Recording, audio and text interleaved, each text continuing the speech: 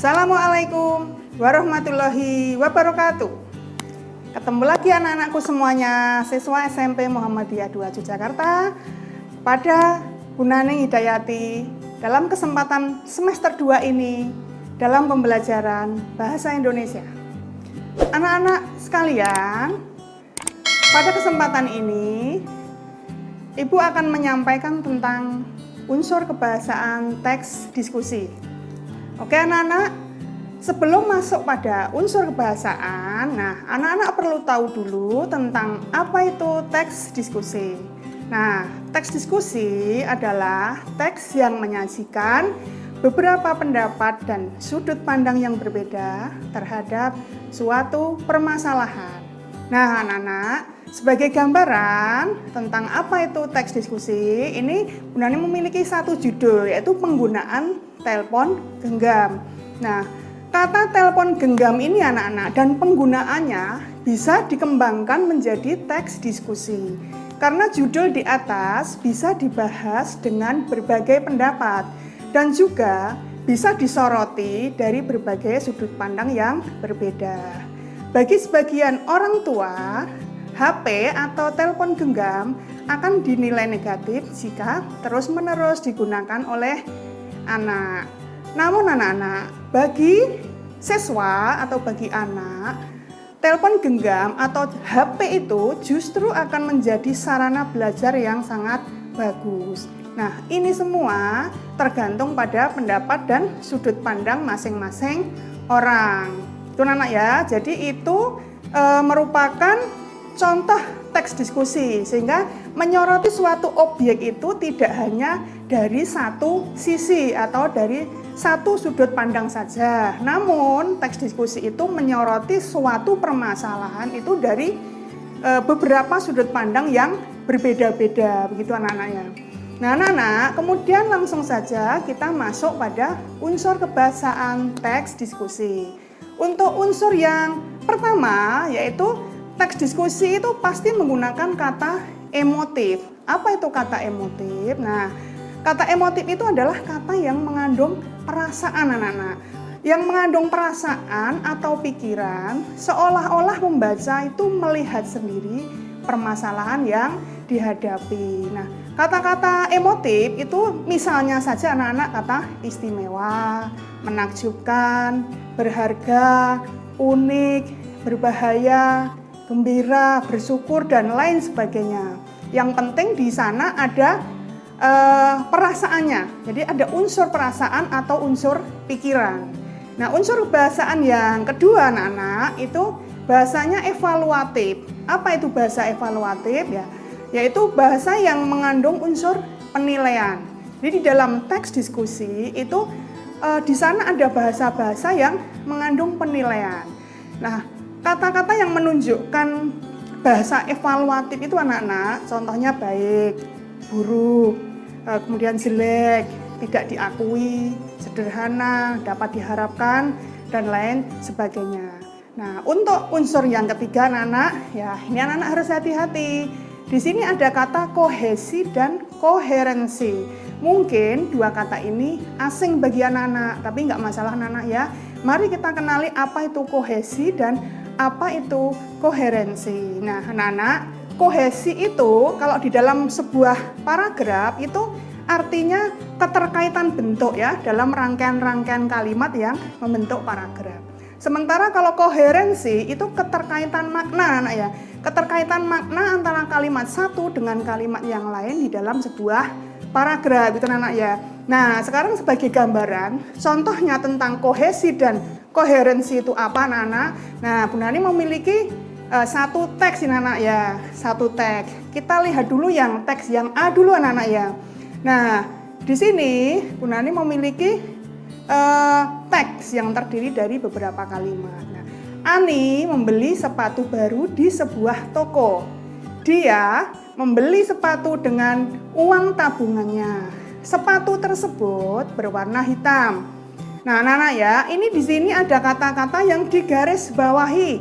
Ada kata Ani, ada kata dia, ada kata tersebut. Itu merupakan bentuk kohesi anak-anak. Nah, kata dia itu menunjuk pada ani gitu ya. Jadi ada keterkaitan bentuk. Kata tersebut menunjuk pada sepatu gitu anak ya. Jadi itu namanya penanda kohesi. Jadi ada keterkaitan bentuk antara kalimat satu dengan kalimat yang lain. Nah, sekarang anak-anak kita bandingkan dengan teks yang B ya, yang satunya lagi. Nah, ini ada teks Ani membeli sepatu di toko sepatu. Sepatu yang dipakai Ani selama ini sudah sangat usang. Karena merasa malu, kemudian Ani membongkar tabungannya untuk membeli sepatu baru. Nah, yang B ini anak-anak memang tidak ada keterkaitan bentuk, jadi tidak ada unsur kohesinya. Namun di sana ada keterkaitan makna anak-anak ya. Keterkaitan makna antara kalimat yang satu dengan kalimat selanjutnya itu memiliki hubungan makna. Itu namanya ada unsur koherensinya. Nah, anak, kemudian kita lanjut pada unsur kebahasaan teks diskusi yang keempat. Nah, anak ya, untuk yang keempat, unsur kebahasaannya itu adalah konjungsi. Anak-anak selama ini sudah mengenal apa itu konjungsi dan jenis-jenis konjungsi. Itu anak-anak ya. Nah, konjungsi itu sendiri adalah kata sambung anak-anak ya.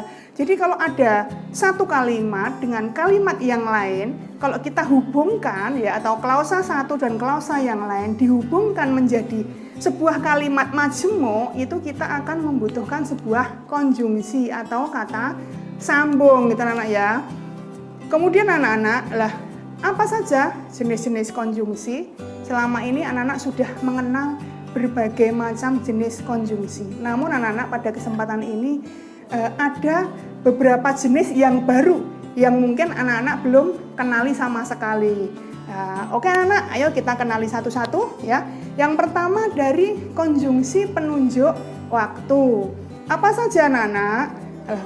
Konjungsi penunjuk waktu itu ada kata sejak, ketika, kemudian, setelah, sebelum, selagi, begitu. Intinya dia menunjukkan waktu.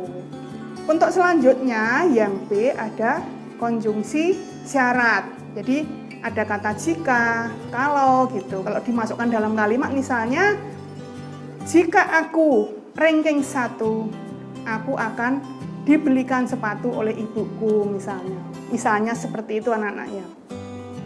Atau selain kata jika juga ada kata kalau anak-anak. Misalnya kalau aku lulus nanti, aku akan melanjutkan ke sekolah yang bagus, misalnya seperti itu. Jadi itu semacam syarat itu anak-anak ya. Kemudian anak-anak yang berikutnya yang C itu konjungsi pengandaian. Itu di sana ada kata seandainya, andaikan, umpamanya, gitu ya. Contohnya saja, seandainya saja pagi ini aku ketemu dengan temanku, aku akan sangat bahagia. Misalnya seperti itu anak-anak ya. Jadi seandainya itu memang belum terjadi, jadi hanya pengandaian saja. Untuk yang berikutnya anak-anak ada konjungsi tujuan. Nah, di sana penandanya adalah ada agar dan supaya. Aku belajar sungguh-sungguh supaya nilaiku bagus. Misalnya seperti itu anak-anak ya. Kemudian yang berikutnya, yang E, ini mungkin yang baru bagi anak-anak ya, yang selama ini belum anak-anak dengar, itu ada konjungsi konsesif anak-anak ya. Ada kata biarpun, meskipun, sekalipun, kendatipun, misalnya seperti itu. Contoh kalimatnya misalnya, biarpun hujan turun, aku akan tetap berangkat sekolah, misalnya seperti itu. Nah, oke anak ya, kita lanjut ke berikutnya, itu ada konjungsi pemiripan. Jadi, konjungsi pemiripan itu menunjukkan kalimat-kalimat yang menyatakan mirip gitu anak ya. Misalnya seakan-akan gitu, seperti, laksana, bak gitu. Senyummu laksana matahari yang bersinar di pagi hari, misalnya seperti itu ya. Tangismu bak petir yang menyambar di siang bolong, misalnya seperti itu. Jadi pemiripan itu menyatakan penyambung kalimat yang menunjukkan seolah-olah itu ada hal yang sama di dalamnya. Nah, yang G anak-anak yang kemudian kita lanjut adalah konjungsi sebab akibat.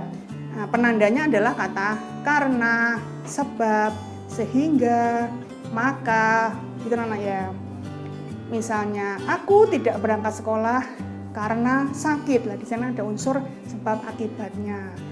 Nah, untuk konjungsi selanjutnya yang anak-anak harus kenal adalah konjungsi penjelasan. Di sana penandanya ada kata bahwa, gitu ya. Bu guru menjelaskan atau bu guru mengatakan bahwa kita harus rajin belajar. Jadi ada kata bahwa di tengahnya itu menunjukkan sebuah penjelasan.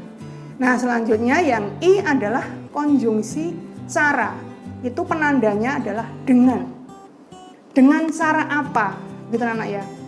Aku menyelamatkan diri dengan membuka jendela. Ya, kata dengan itu menunjukkan caranya di dalam kalimat itu.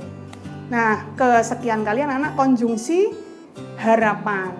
Jadi di dalam konjungsi harapan ini ada penandanya yaitu semoga dan mudah-mudahan. Jadi di dalam kalimat yang ada penanda konjungsi harapannya itu menunjukkan kalimat itu adalah sebuah harapan. Semoga saja kondisi ini cepat berlalu, misalnya seperti ini. Mudah-mudahan temanku cepat sembuh, itu adalah sebuah harapan. Oke anak-anak, untuk yang terakhir kali anak-anak mengenal konjungsi yaitu konjungsi pengecualian. Nah, penandanya adalah kecuali. Itu ya. Aku akan sangat bahagia kecuali jika engkau tidak datang hari ini. Nah, itu ada pengecualian di dalamnya. Nah, oke anak-anakku semuanya. Tadi materi-materi tentang unsur kebahasaan teks diskusi sudah Ibu sampaikan pada pagi hari ini. Mudah-mudahan apa yang Ibu sampaikan dapat memberikan penjelasan, pencerahan pada anak-anak semuanya sehingga anak-anak lebih paham tentang unsur-unsur kebahasaan teks diskusi. Oke anak-anak, kita berjumpa lagi pada lain kesempatan. Assalamualaikum warahmatullahi wabarakatuh.